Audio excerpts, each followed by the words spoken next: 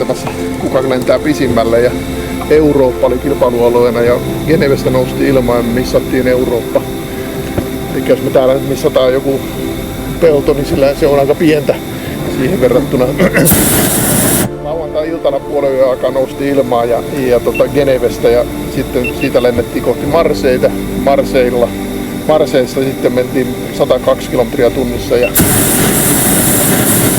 matalissa ja siitä Välimerelle ja sitten se piti tuulen kääntyä tuonne Espanjaan ja Portugaliin, mutta ei se kääntynyt ja niinpä me sitten jouduttiin mennä Afrikkaan ja laskeuduttiin Algeriaan. 42 tuntia oltiin korissa kaverin kanssa ja sitten päästiin laskuun.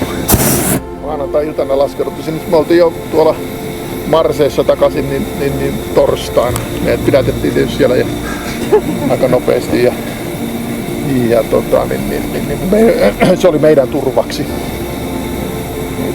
Siellä oli kaikenlaista porukkaa.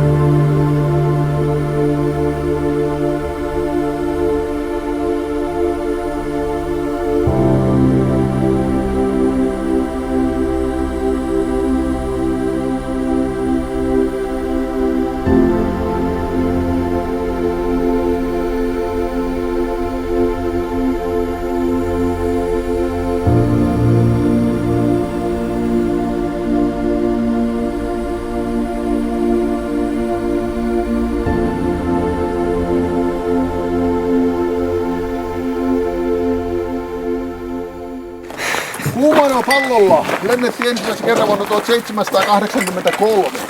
Pallo oli tilavuudeltaan noin 2000 kuutiota, kun meidän pallo oli 7800 kuutiota.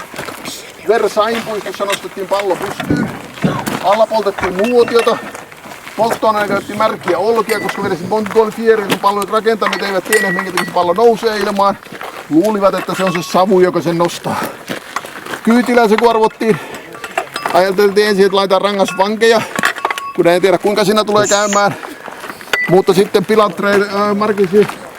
Pariisin akatemiasella Pilatreilla Sier ja Marquis de Arlandes pääsivät kiilaamaan itsensä maailman ensimmäiseksi aeronauteiksi. Ja tekin olette nyt sitten aeronautteja.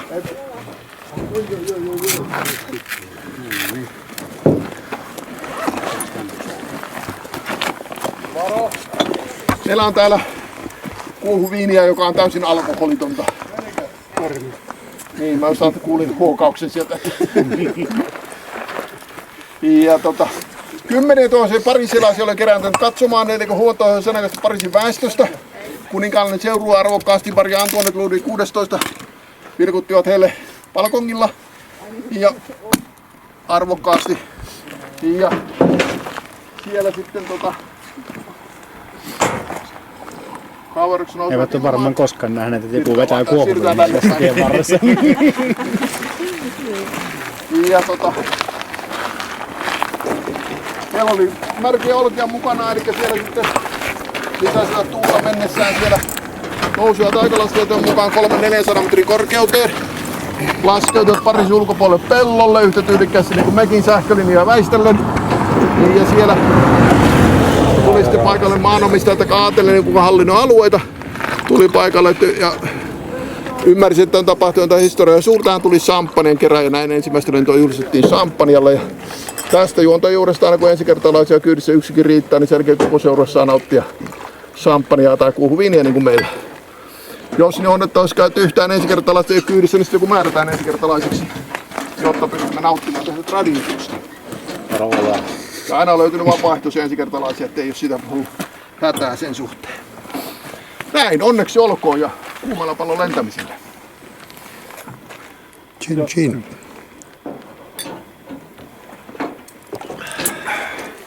Toivottavasti nautitte lennosta. Kyllä.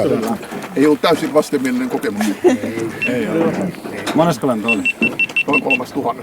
No niin.